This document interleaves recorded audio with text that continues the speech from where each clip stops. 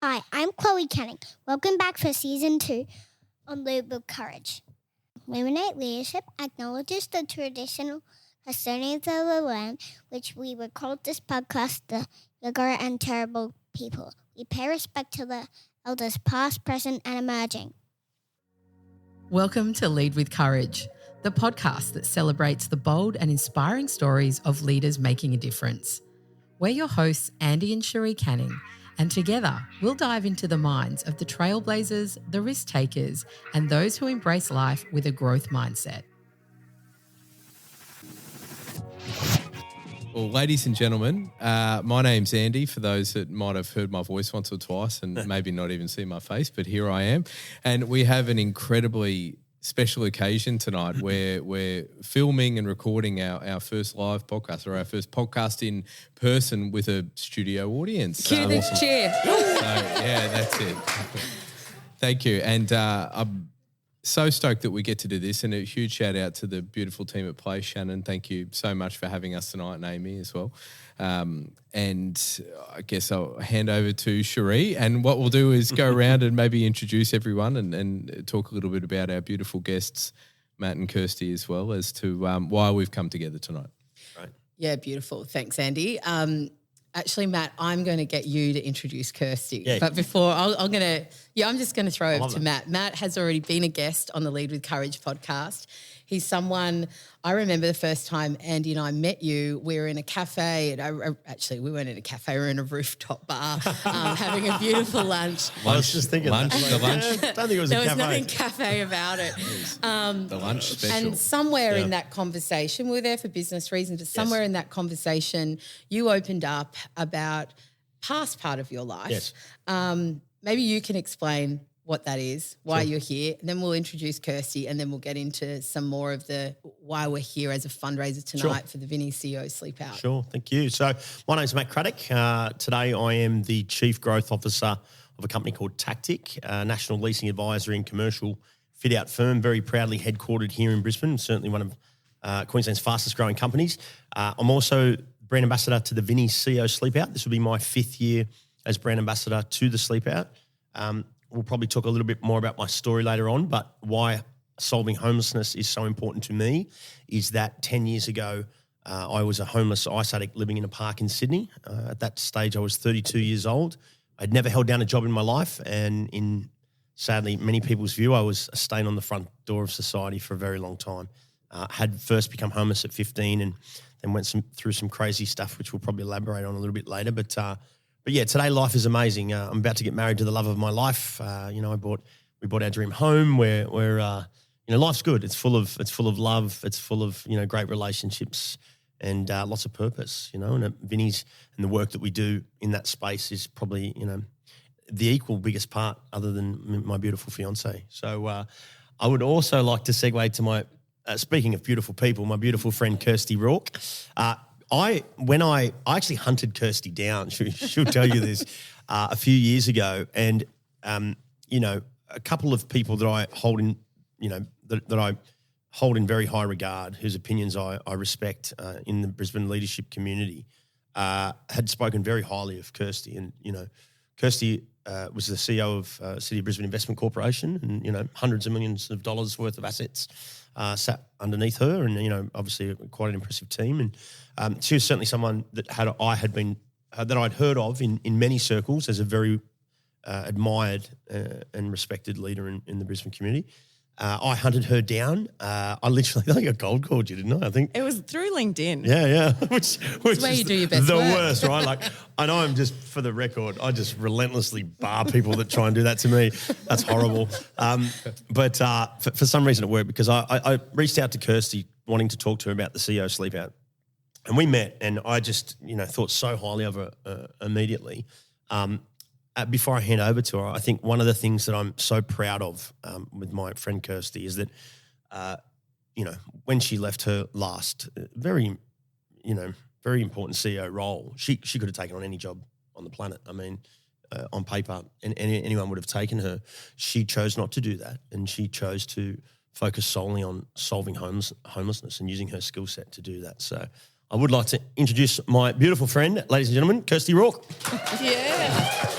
Thank you for having me. It's a real privilege to be here tonight. So I have founded Social Impact Capital Australia, and I really got a heart for women. I feel like my personal purpose in life is to make women's lives better, and so through that vehicle, I'm trying to increase the supply of social and affordable housing, specifically for women. And that's, I suppose, why I'm here tonight. But that meeting with Matt and what attracted me to the CEO Sleepout was Matt's bold and that bold vision to end homelessness. And we were talking about the Olympics, so end homelessness by 2032. And that was really what got me across the line, because I thought, yeah, we can do that. That's something that's achievable. That's something I can get behind.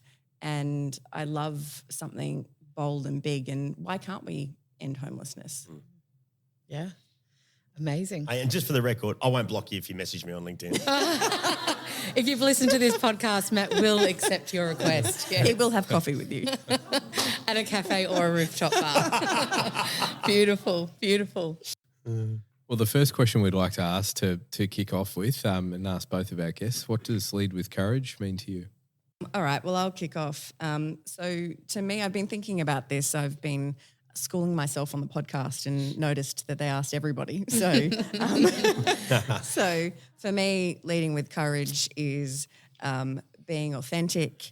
It's taking risks. It's owning your mistakes and then pursuing your goals is my definition. Beautiful. Thank you. I love that. It's a great question, Annie. I think for me, I don't share this with many people, but I do a lot of speaking stuff, particularly around this time of the year. I do work with Vinnies Queensland. I also work with Vinnies New South Wales, and this is a sort of a busy season for me. I actually do this work.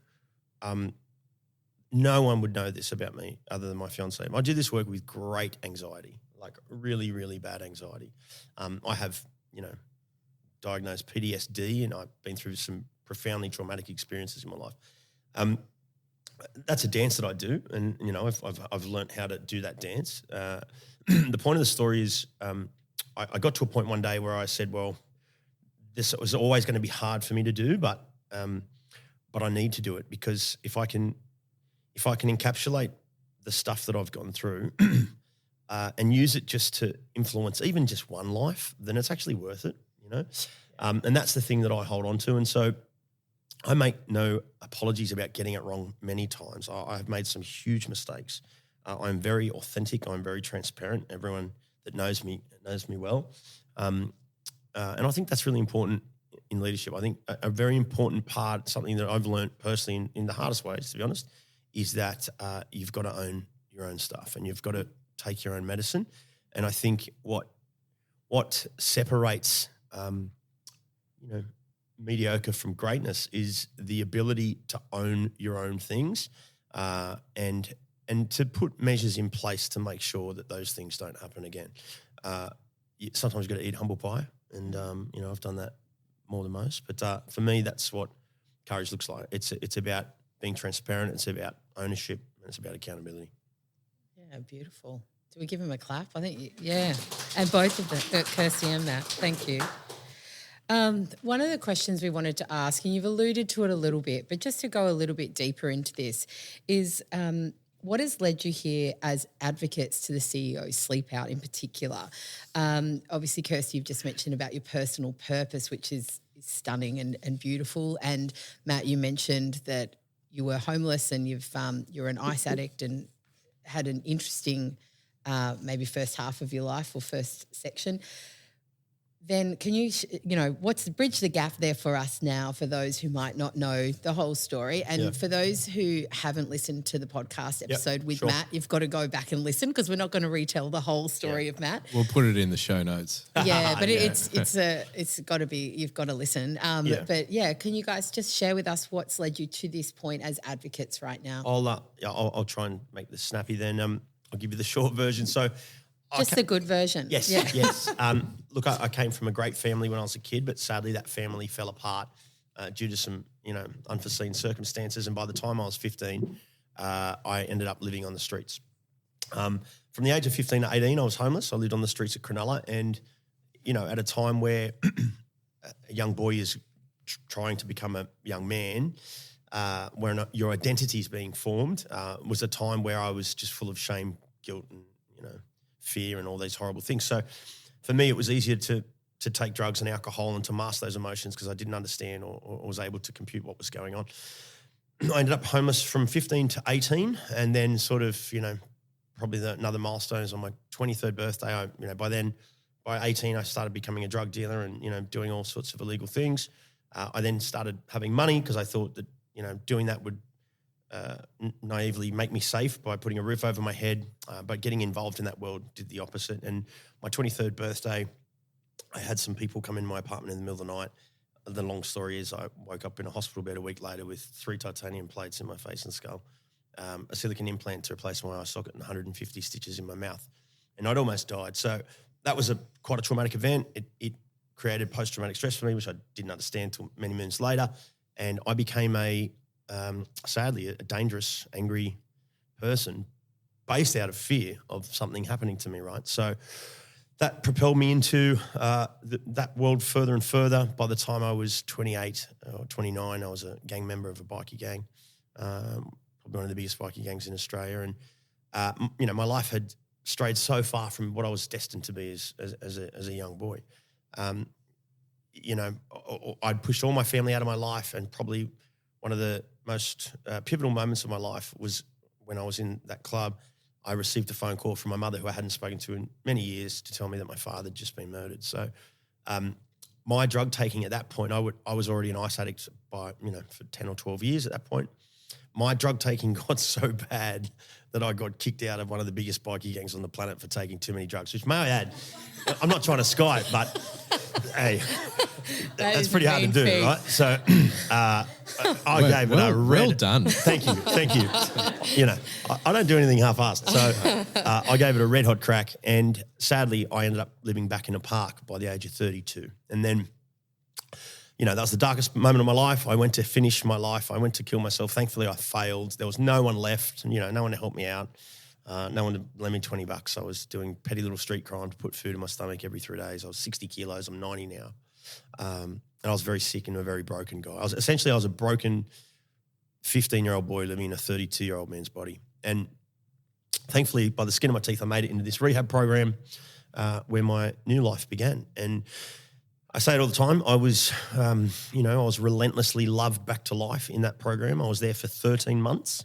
And, you know, they helped to equip me with the skill set to then go on and begin, and not get it right straight away, but begin a productive and purpose-filled life. And that's what happened. Yeah. So that's the short version. I appreciate I have to pass over to Kirsty. Why I'm here today in knowing that is obviously, fairly obvious. But why, to your point, why Vinnies and why the CEO Sleepout? For me, I don't think there's a better organisation in Australia, nor is there a better moment in time being the actual CEO Sleepout event that makes it such a tangible and measurable experience for influential leaders across Australia. I don't think there's anything in the country that does it better.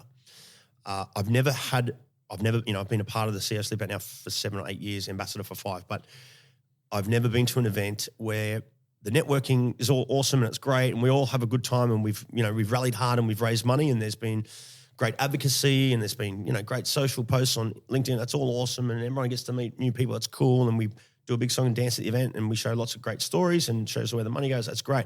But there's a moment at every CEO Sleepout across the country where at, 12 o'clock or 1 o'clock in the morning when people finally lay on a piece of cardboard, there's not a leader on that floor, on that grass or concrete that doesn't look at the stars and go, shit, imagine if this was actually my life and I did not have a beautiful warm bed and a loving partner and 2 beautiful children. Imagine if I actually had to get up tomorrow and do this again. Like, wow, that's why I work as hard as I do for the Vinnies CEO Sleepout, for that moment.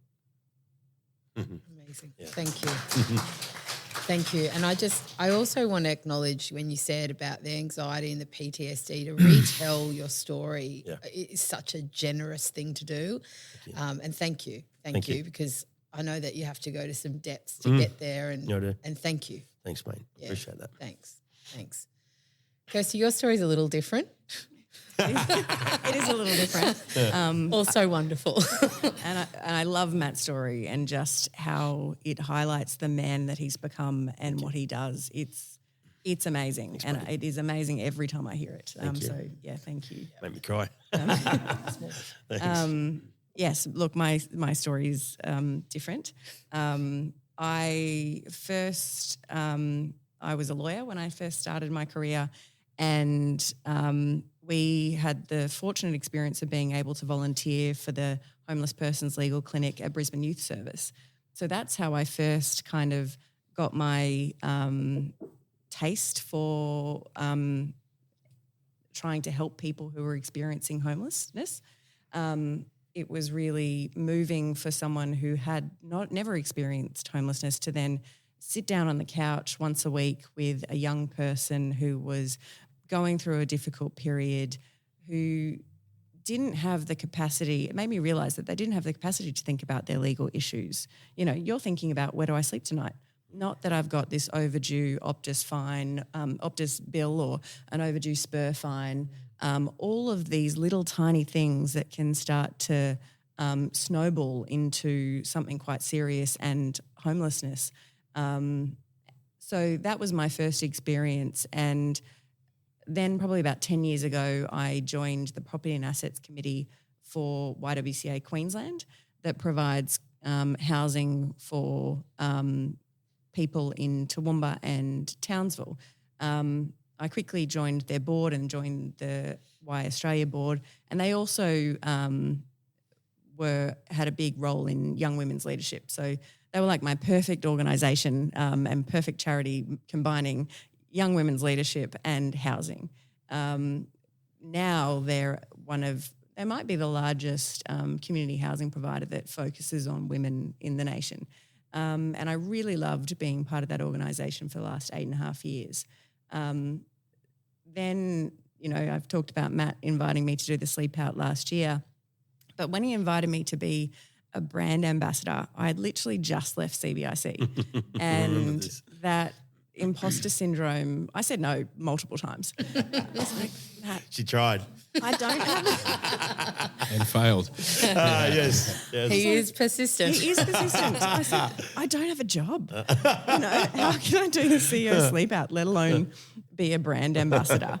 And eventually he is persistent but encouraging. So eventually I thought, well, it's not like I haven't been transparent. It's not like I'm hiding my employment status and making, you know, I've been as blunt as I can be about my situation at the moment. And but if he thinks I have something to offer, I'm willing to offer that, and I'm willing to do what I can. And so that's why I'm sitting here today. And may I just amazing. say, hasn't it blossomed into something beautiful? Like, honestly, I love it. It's just, you know, I'd actually forgotten about that experience till just then. You just reminded me. I'm sitting there closing my eyes, remembering it.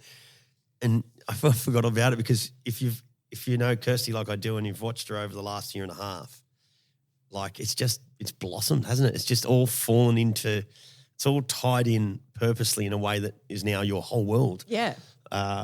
Which before you didn't even know what you were doing. Exactly. At that point in time, I was thinking, you know, I knew I wanted to do a role with impact, but I didn't know what that looked like. Yeah. So I was thinking, I could get into energy and maybe the remember, renewable space, yes. or, you know, I was talking to people in London about impact investing, and I was really trying to be broad in, and then have landed in housing and social and affordable housing. And then, you know, when I started talking to people about that, I started kind of putting my hand to my mouth and saying, I'd like to do it for women. And, waiting for that judgment to go, oh, you're an idiot, that's stupid. That's great. And then, you know, the few people I mentioned that to then said, that's an awesome idea. Yeah, that's really needed now. And so it gave me the confidence to own it. Yeah. But when I first started talking about it, I did not own it. Yeah. That's the word, own it. I've watched you. I'm really proud of you. I've watched you just, particularly like the last 8 months, you've just owned it. And it's been really good to watch, mate. Thank you.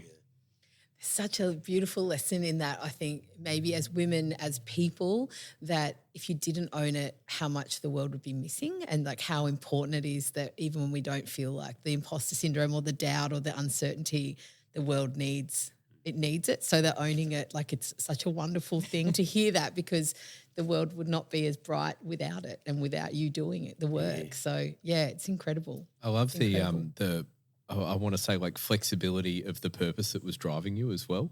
You know, it's like, I think sometimes we kind of miss opportunities when it's so specific and so singular, but just by, you know, kind of encompassing, this is the problem I want to solve, this is what's happening. And then you just weren't quite sure how everything would kind of feed in, and then it fed in and kind of led you down the track of where you are. And that's the world's a richer place for it.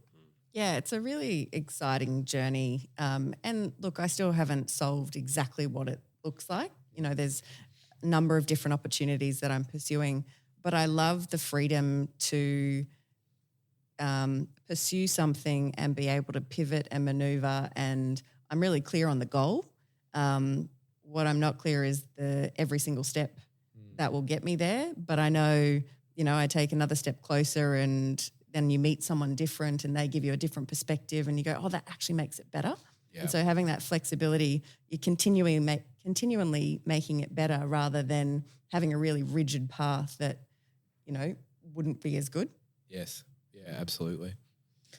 I'd love for us to go, and we will talk about the goats, the team, and how people can support maybe toward the end, because I think, like, how many of us are sleeping out, et cetera. But if we can go to homelessness at large, and in particular here in Queensland, when we were discussing the conversation prior to tonight's podcast, I guess one of the questions I asked or we discussed was, what do people need to know about homelessness? Because you made a reference, Matt, around, you know, people might think homelessness is your old mate Tony or someone down on the corner.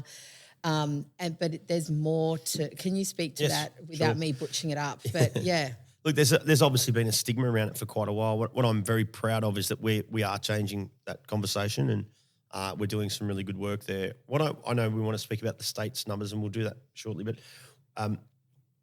what makes it easier for me to articulate is thinking about my life and sort of breaking it down and going, okay, so how did that affect my life? And if you think of my story, I first became homeless unexpectedly at 15 to 18. That was only 3 years, which doesn't sound like a long amount of time in the scheme of things, but that profoundly devastated the next 2 decades of my life. And not just my life, but many other lives. And it cost our community millions of dollars. Like, honestly, I just consumed from our society. Like, that was, and I was just a broken boy, as I said, trying to figure my way through the world. You couldn't have said that to me back then, because I probably would have, you know, slapped you silly. But you would have been right, not you. Kind way of saying that, yeah. But the point is, we did a census. I think it was August 2021, and, you know, we were all locked down then. We were in, you know, end of the world, COVID back then, and from pretty sure the statistics came out in 2023, and from memory, they were about 122,500 Australians. People go, oh, how did you measure homeless people? Well, everyone's locked in the doors. Actually, the census actually did a pretty good job of doing that. They've got ways to report on that pretty well. But it was about 122,500 people. So the number came out in 2023. We use that same number in a lot of the content that goes out today, because it's the only true data that we have. But I have heard of estimates of late that have us as high as 200,000 Australians, right?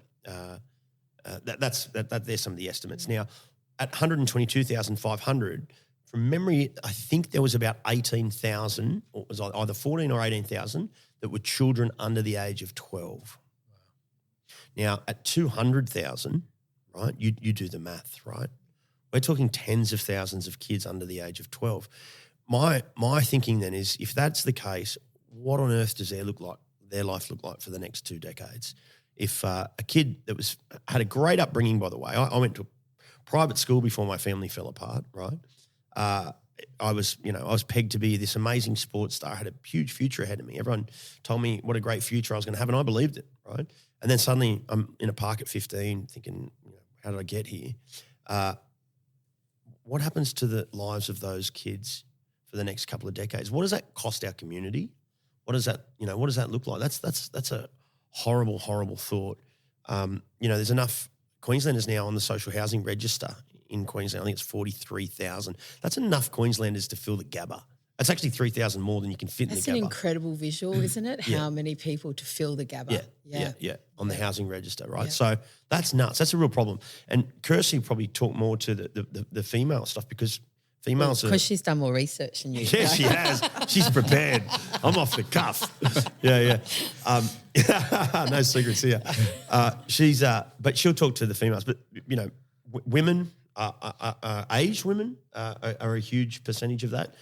Long gone, and I'll finish on this, is the day where, the homeless person is a middle-aged white guy on the streets. That's just not the reality. There's I know stories personally that are heartbreaking of mothers that have fled a domestic violence situation, finally mustered up the courage to walk out on some grub that's been treating her like garbage, taking the kids. Kids need to go to school, sleeping out of a car, can't tell anyone because if she tells anyone, they'll take the kids off her. So I kind of empathise. Like I get that. As a mum, I don't have children, but I can imagine what that would be like, right? Like how what would you do? You can't put yourself in that risk. No, and there's not enough facilities at the moment that can house both the mother and the children. There's not enough drug rehabs that can house drug addicts with children. I mean, this is such a complex problem, but you might want to talk to the female situation and the demographic that's... Yeah, the problem is huge. And even if we talk about locally in Brisbane, the Specialist Homelessness Service in Brisbane has over 100 families in motels tonight. And that is over 250 children in motels. That's crazy. And is that just in Brisbane? That's just in Brisbane. That's just one specialist homelessness service. And the issue with that is when there's a concert in town, that means that all of those families have to relocate and dislocate out of that wherever they were staying because the cost of those motels skyrockets. So if you were based in Brisbane, and these motels aren't flash, these are not fit for purpose, it also is way more expensive for the government to house these families in this accommodation. But that's where children are living at the moment. And I have looked at some of the numbers. So in those specialist homelessness services around the country, last financial year, 270,000 people accessed them. Over 60% of those were women. But of the people that were turned away, over 2/3 were women. So huge numbers of women. And turned away because there literally isn't enough places for them to stay. Or they're being asked to relocate to, particularly for domestic violence services, they're being asked to move quite some distance away. So they're taking themselves out of all of the infrastructure, their job, everything. You're being asked to give up everything. School. Correct. Yeah. And so that's just not something that they're able or willing to do at that point in time. So your choice is just to put up with the bad circumstances that you're in. And that's the domestic violence situation, but also you're seeing the over 55s women. I think it was in the 2016 census, they were the fastest growing cohort.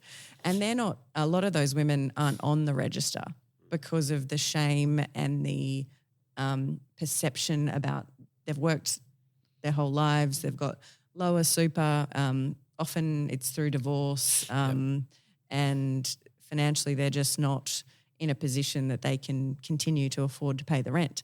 But they don't see themselves as homeless, they don't want to consider themselves as homeless.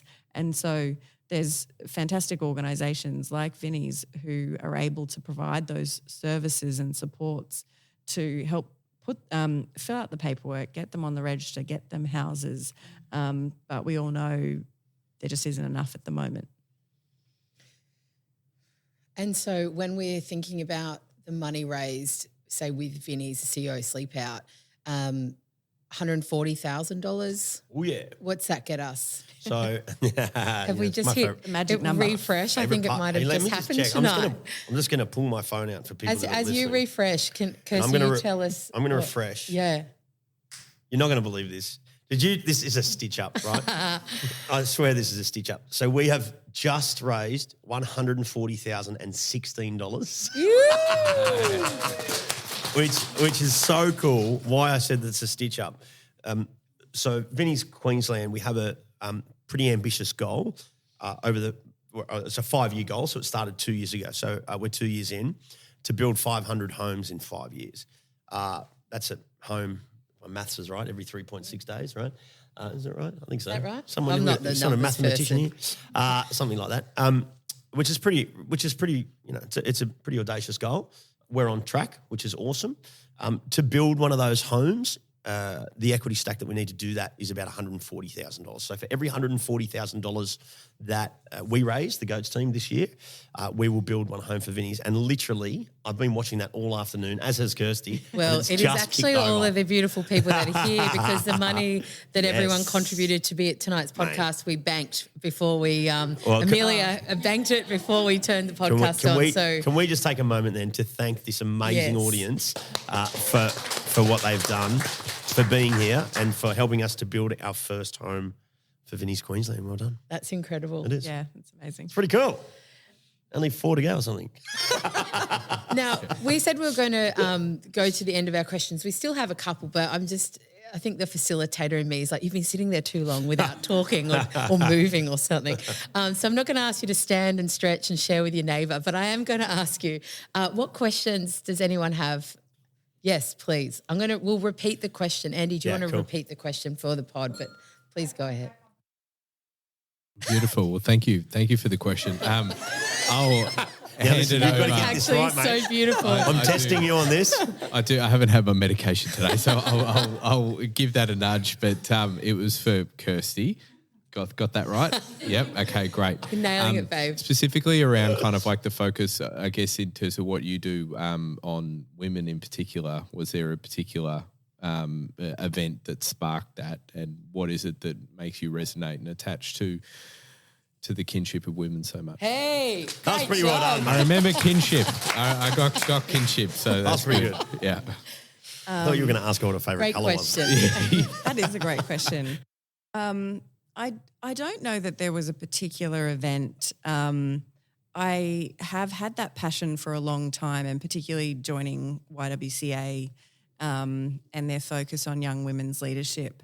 And I think it's always been something I felt really strongly about, gender equality. And I think it's because of one of my core values is fairness, and it's always seemed so unfair that, joining a law firm, and I know that's very privileged, but, you've got all the male partners and all the female staff, and just constantly so many reminders in your life about it being unfair.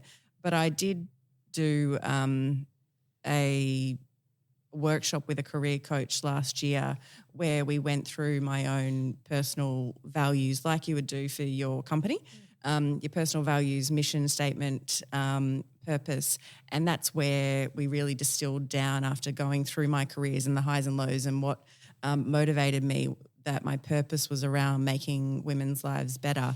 But at that time, I really couldn't see how that could be a career or how I could work in that.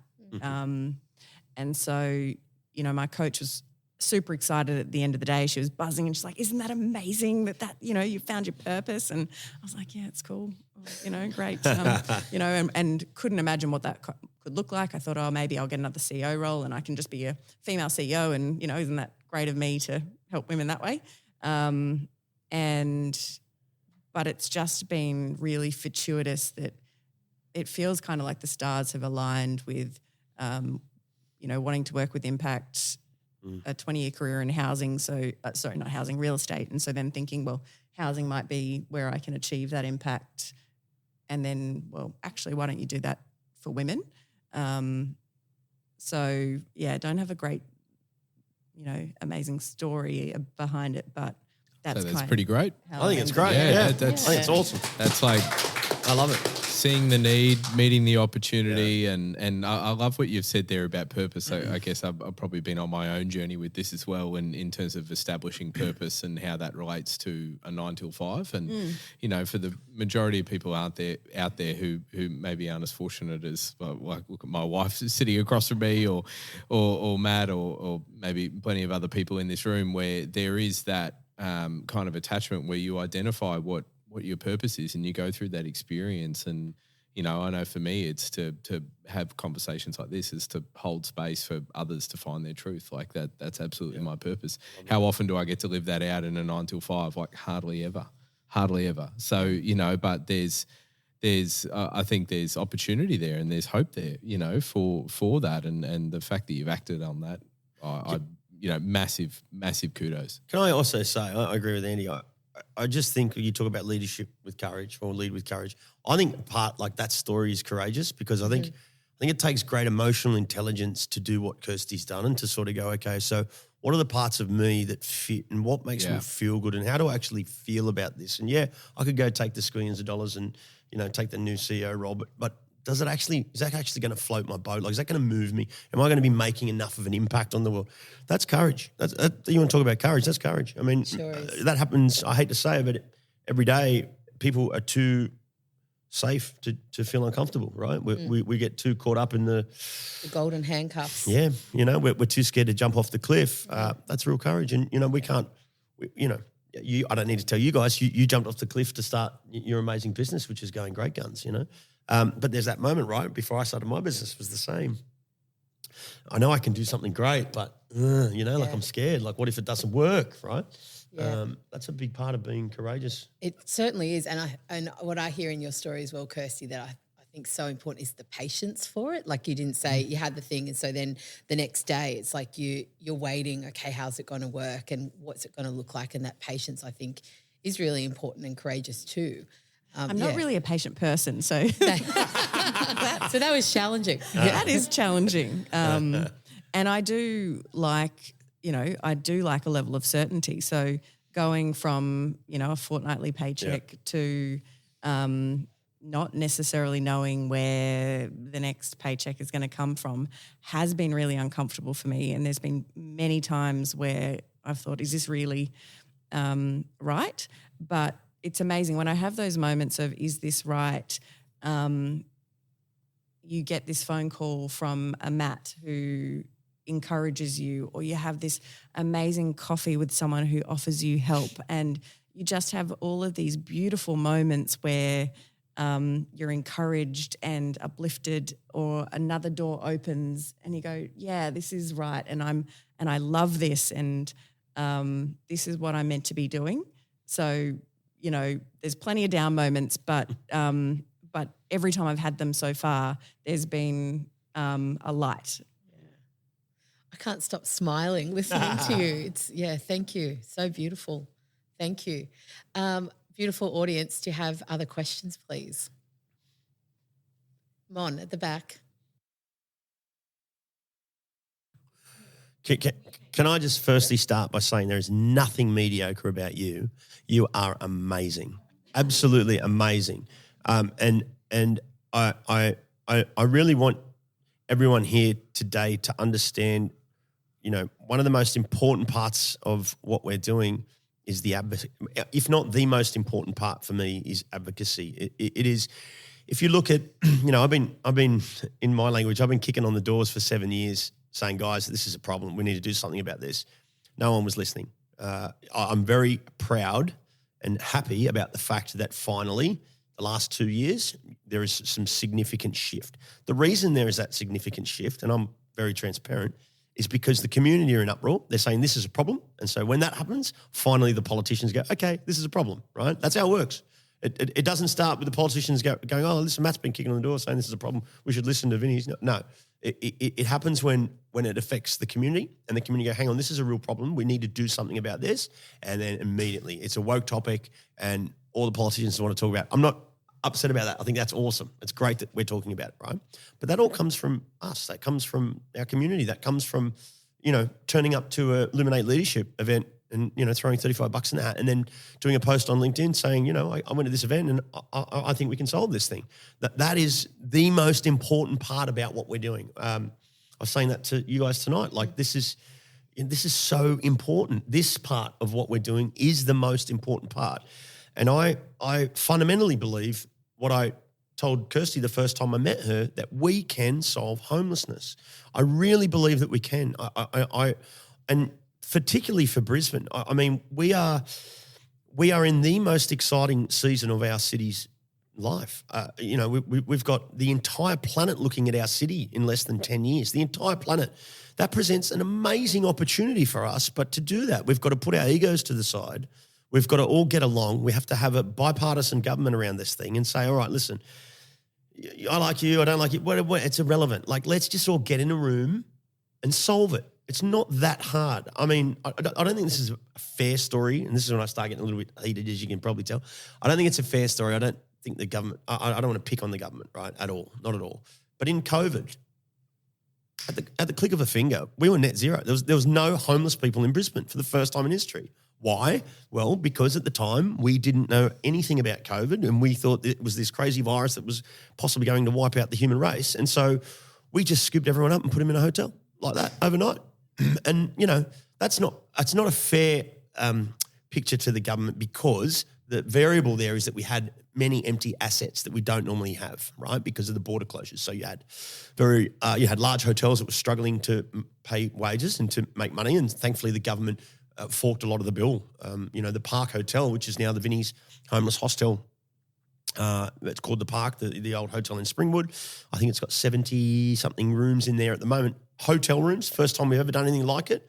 That was an outcome of COVID. That's because we, at the click of a finger, we solved the problem and we got all the homeless people off the streets, and not all of them, but many of them, and we put them into really dignified accommodation. No one's ever had a hotel room to themselves with a bathroom. Before it used to be a little curtain and it was like a boarding house. It was horrible, right? Then we just didn't think that way. And like now, that's what we're doing. We're actually building buildings like that, right? The point of the story, I get a little sidetracked, but the point of your question for me is just doing what you're doing right now. That is the answer. I mean, we all need to start saying more often that this is a problem, A, and B, we believe we can solve it together. I read, it's my last point, I promise. No, you're good. I read a friend of mine who's a very well-respected lawyer in Brisbane sent me a study a few weeks ago from the University of Queensland, ironically, right? UQ is the best university in the Southern Hemisphere is what I'm told. And whoever did this study, the professor, did a study, and it's all accessible. You guys can chase it down. But it's a study that was a data-backed study that proved, and used America as the case study, but it proved that housing someone now is more cost efficient than not housing them. It is more cost efficient to us, to our community, to the wraparound services, to everyone involved. And I'm reading this thing going, man, this is awesome. I was texting you, wasn't I? Kirsty, you got to read this bloody thing. It's unbelievable. And I'm telling all my mates. And then I got to the conclusion, right? And it said it didn't say there's one catch. It said the conclusion is this. For this to work, we need a bipartisan government. That's it. In other words, we need people to agree. We just need to stop the red tape rubbish, the political chess games. We need to get in a room and we need to solve it. And we can. We really can. If you look at places like Finland and, some of these European countries, they are just all over it. But it is a complex problem, right? Because it's not just about, it is not necessarily just about putting someone in a home. We at Vinnies fundamentally believe in the housing first model. We believe that my case is a perfect example. I was a guy living on the streets, what we call dual diagnosis, so a drug addict and a mental health issue that was undiagnosed. I didn't know any of this. Obviously, I was just a drug addict, right? They scooped me off the street. I was in a program for 13 months where I was like drip torture, love back to life, right? In the best way possible. And that was a 13-month program. Now, don't ask me why, but in Queensland and New South Wales, the subsidy for those programs is 3 months.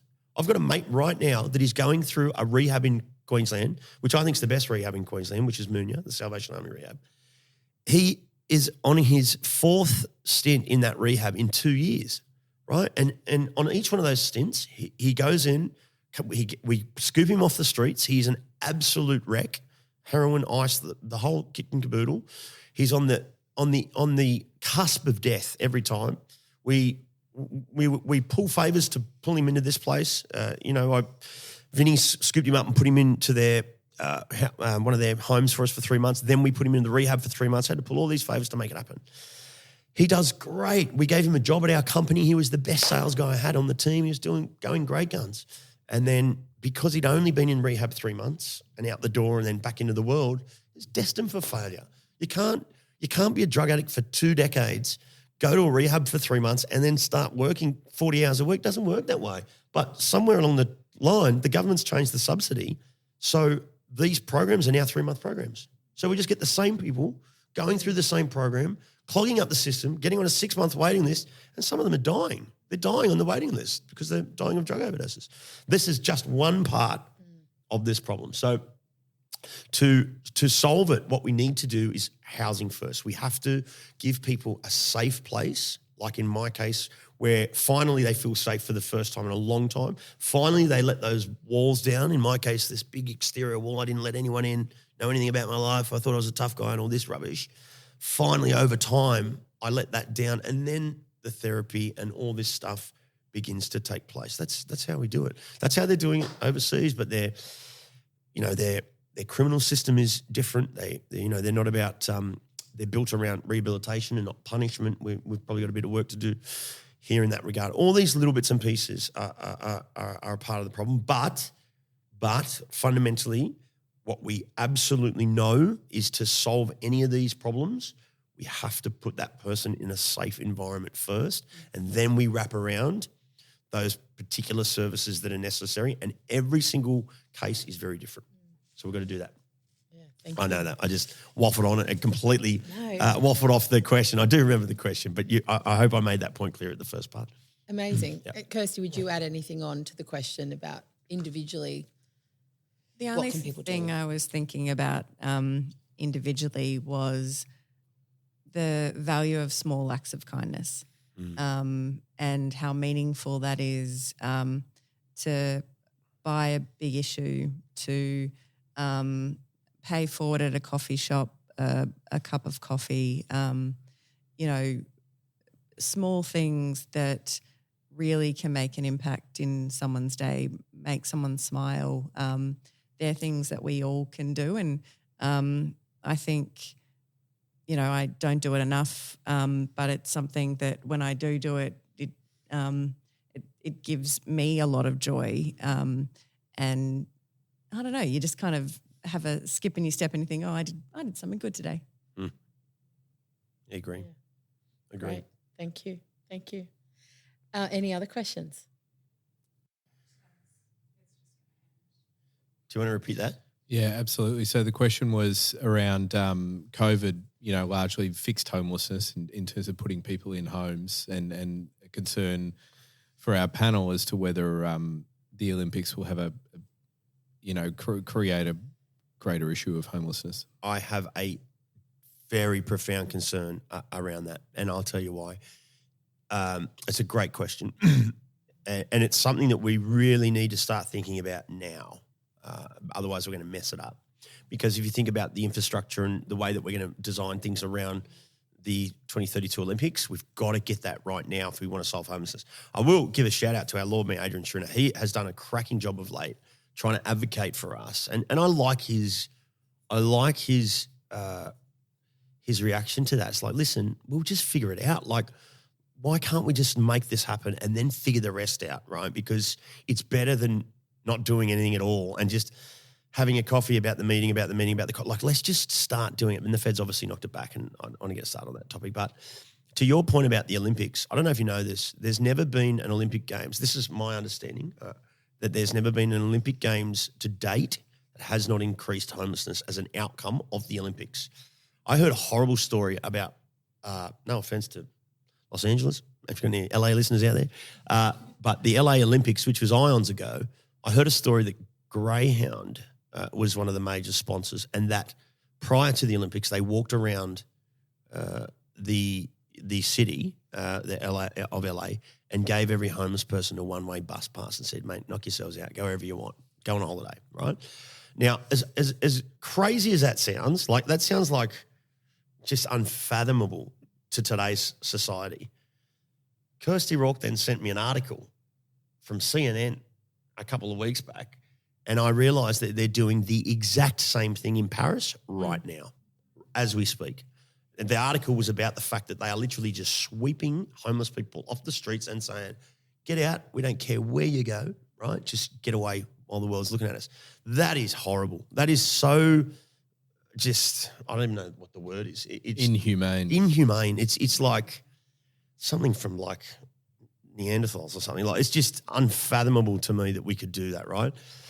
And it's happening right now, like as we speak. It's nuts, right? So, you know, I think, and this is the conversation that we started when we first met, I would use the word opportunity. I believe that 2032 presents an amazing opportunity for us to show the world how much we care about our local community in that sense. And I think you can really judge the personality of a community by the way they treat their most vulnerable, right? Yeah. So we've got a real opportunity here for the whole world to be looking at us at 2032 and to be the first city that doesn't increase homelessness as an outcome of the Olympics. Great question, something that everyone needs to start really thinking about right now.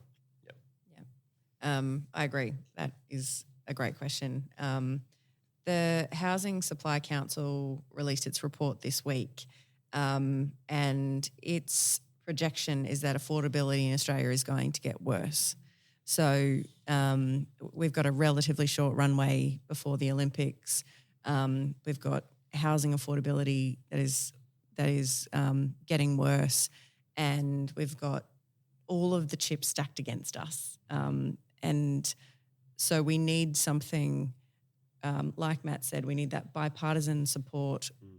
We need that momentum. We need the community to say, we don't want this, because unless we all say it, the only way politicians care is if, as Matt also said, is if the community come out and say that it's not okay.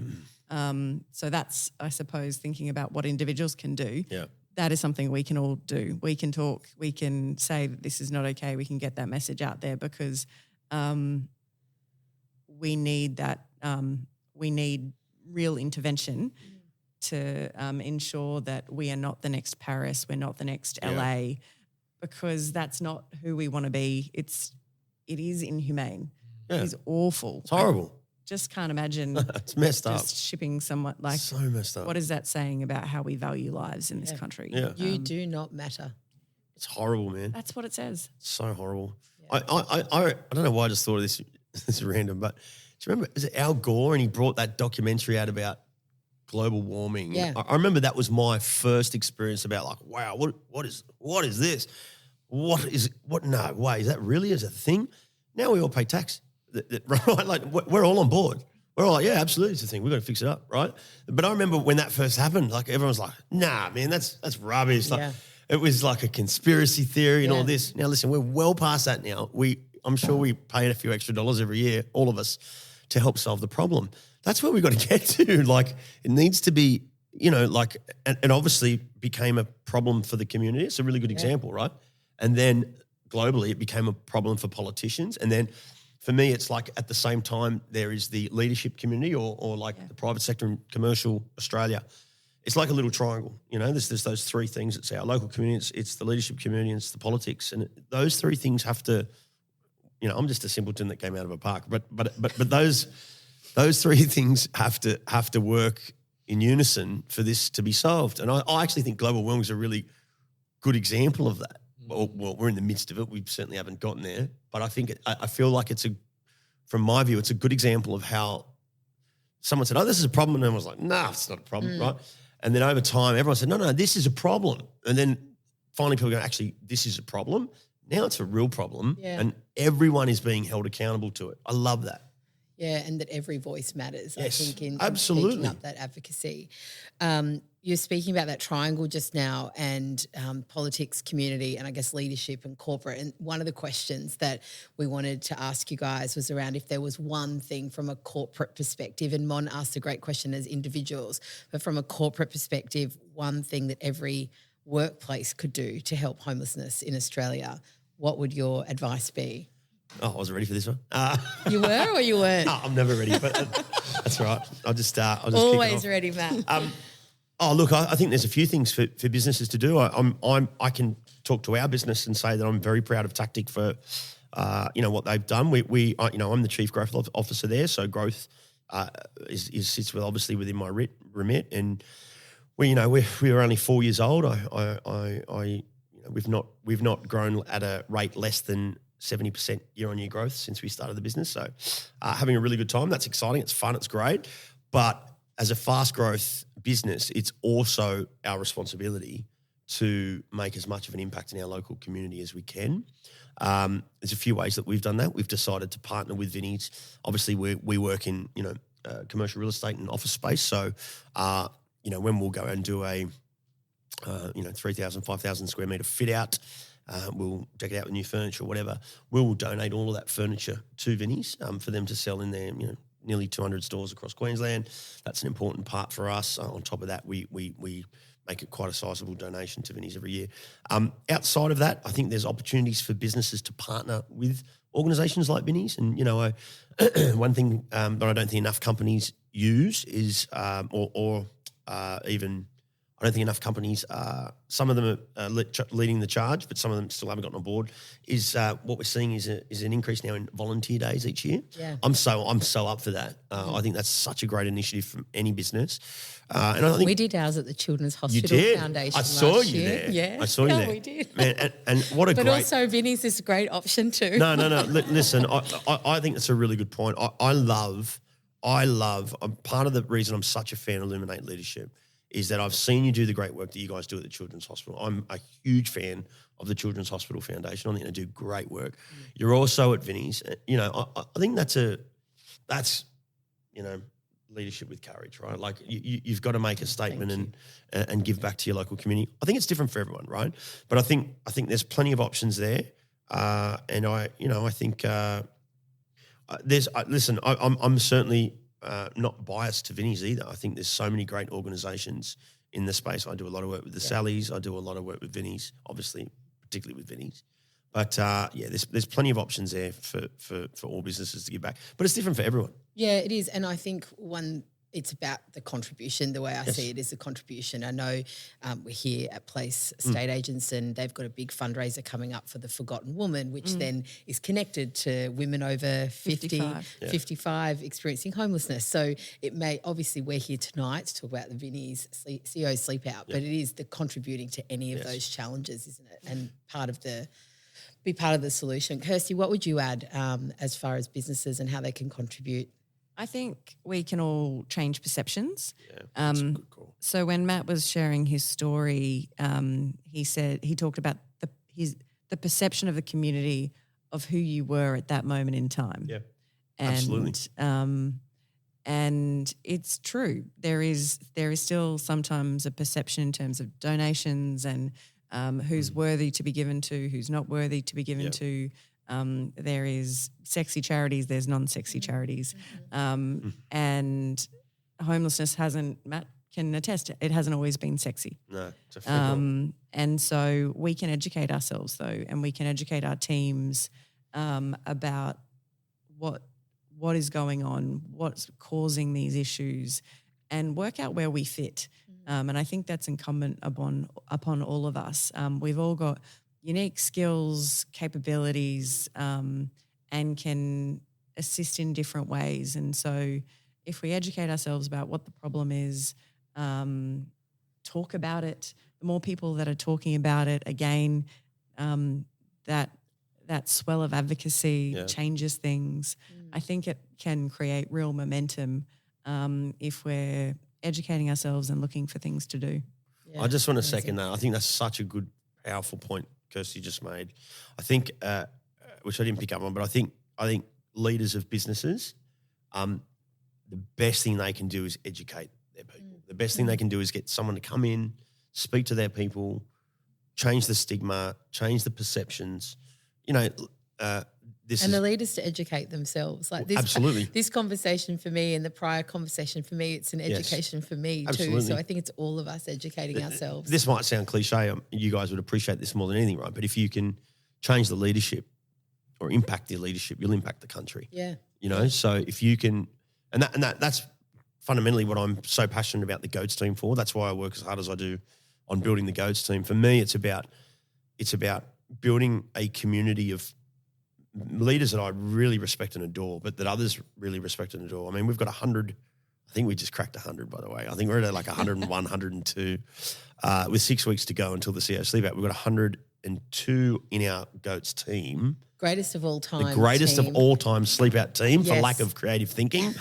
And it's weird that And we're so called the GOATS. last year, I think you had 64 64 GOATs in the team last year. It just All we GOATs, we and just now started over by 100. there was a couple of us as mates last year. Yeah, that we just thought, hey, we asked Vinnies what was the biggest team, and someone said 52. And said, well, let's break that. And we were like, what's the most money raised? Someone said 250 grand. I said, well, let's break that. So we raised 310,000 last year. We had 64 GOATS members in the team. So we broke the Australian record. We now, this will be the 19th year that CEO Sleepout's run in Australia. We are expecting to break at least $500,000. Well, we just hit 140 today. Boom! You'll be yuppie. Yes. And we're hoping to have 110 to 120 senior leaders in the GOATS team. Incredible. Pretty cool, hey? Incredible. I'm very proud and excited. We're very proud to have you. And actually shit scared. Honestly, like Really? that moment you described before, I'm genuinely terrified about it. It's quite an emotional evening. Yeah. Fair to say. You'll hear some pretty powerful stories this year. But yeah, for me, it's that last moment where the all the noise stops. You're on a piece of cardboard, coldest night of the year. It was raining last year. It was raining. It was. We all got wet, didn't we? We did. Yeah. Awesome. Yeah. No, but that's what it's about. It is. That's what it's about. Yeah, amazing.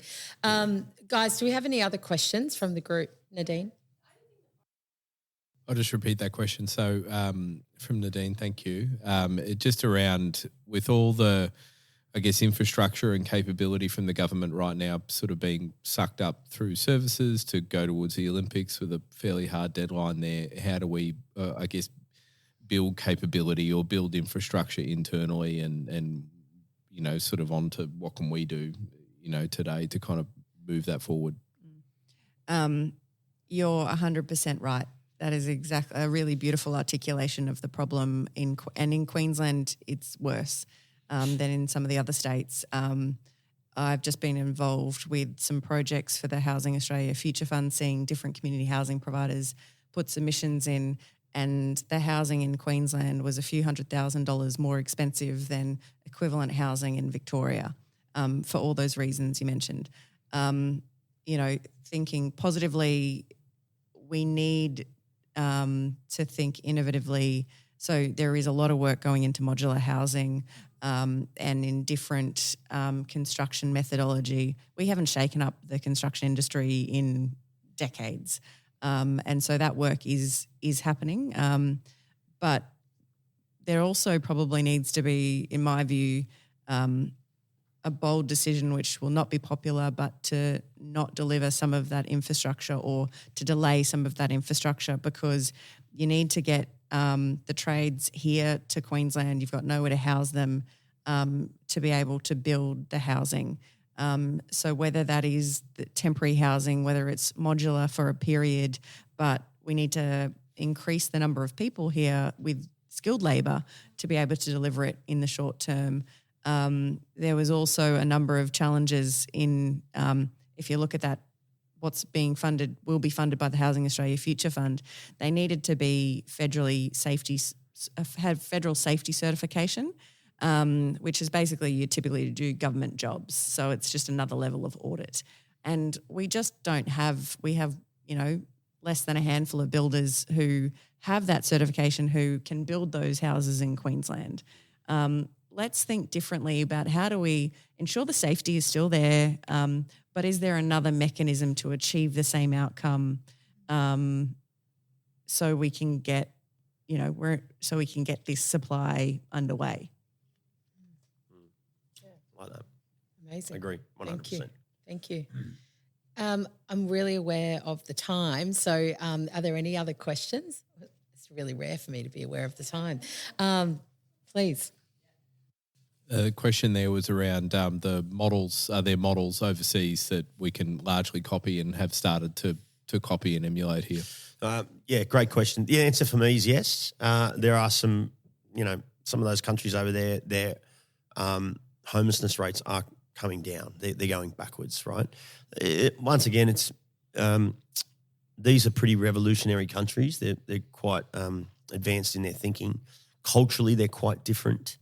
The way that the way they accept and treat all people as equals is like leaps and bounds above where we are at this point.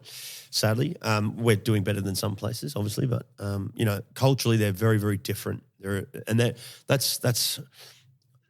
I don't want it to sound doom and gloom, but it's in business we're all taught. If I do my job right at Tactic, my job's about ROI. It's about return on investment. I've worked my ass off for the last decade to build a career in 10 years that most people have in 40, right? And I've worked very hard and I've been ingrained by the business world around me to think everything return on investment, right? That's just the world we play in. We can't think that way to solve issues like this. We can't, because the work I'm doing now, I may not see the outcome of that. I need to have enough substance every day that's okay. Like I'm prepared to work my ass off and be banging on the doors for the next 30, 40 years, God willing. I may not see the outcome of that. And that's what we need to start thinking about. We really need to start thinking long-term, not knee-jerk, quick solves. That's what I believe is different with those cultures over there. And I think in the nicest way possible, there's a lot to be said around the private sector and commercial Australia to think outside of the box in that regard and think about legacy and real impact and legacy beyond your years. What is it? Because we're paying the price now for the things we've done many decades ago, right? We are. That's just the reality of it, and we don't see that until now.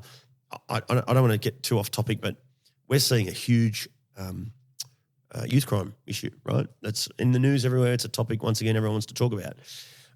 I don't know if it's necessarily bigger than it was, but what I do think has happened, which other people aren't talking about, is ICE came into Australia in the year 2000. I know that because that's when I sadly became an ICE addict or thereabouts.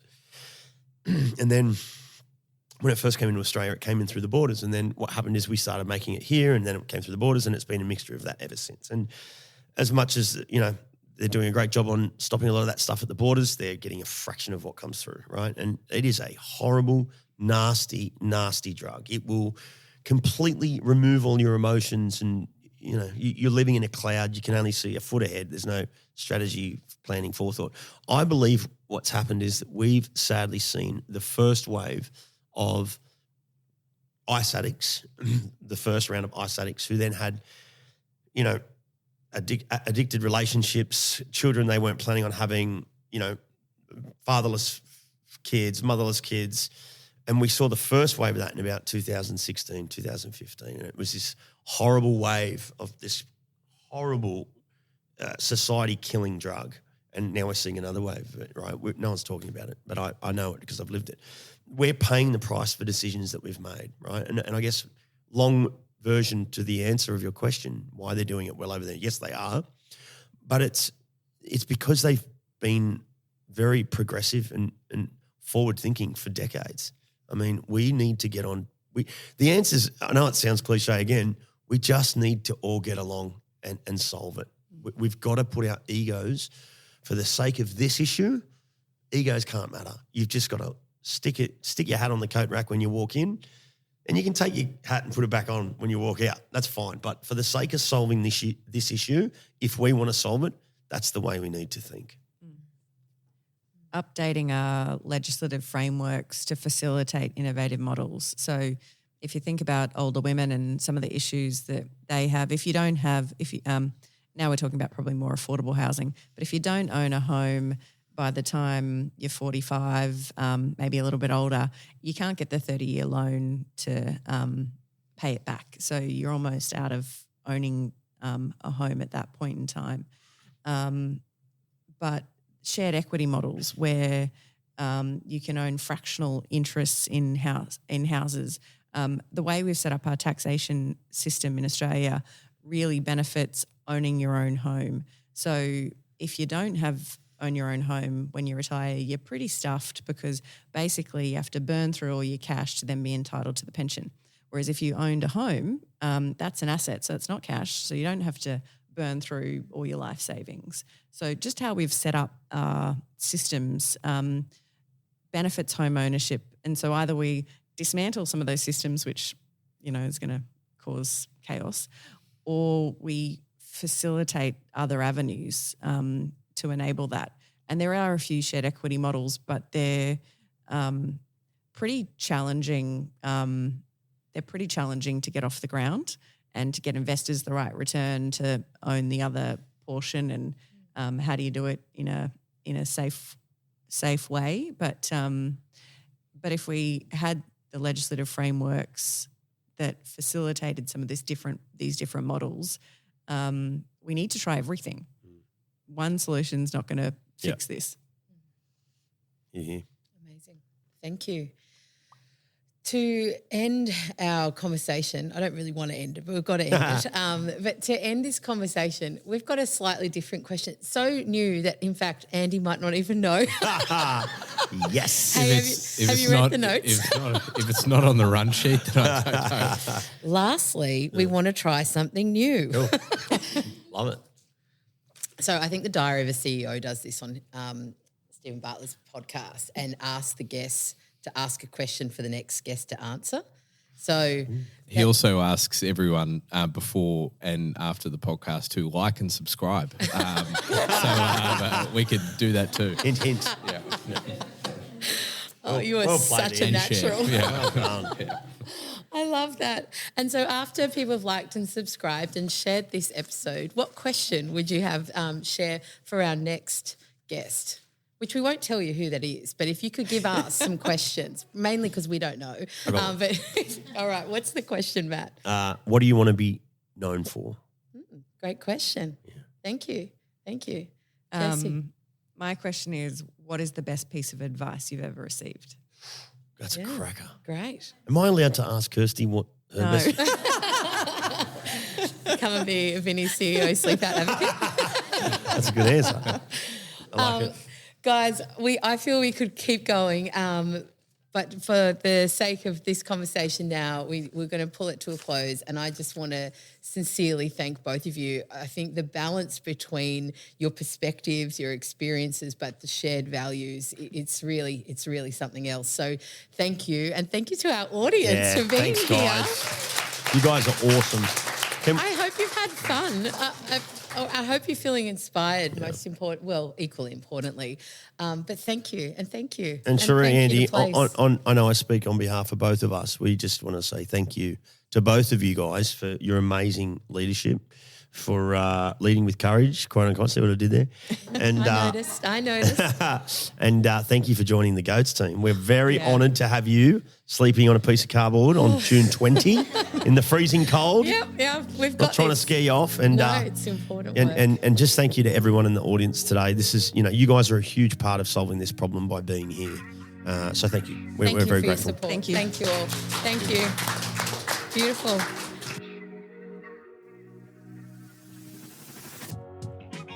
Thanks for joining us on the Lead with Courage podcast.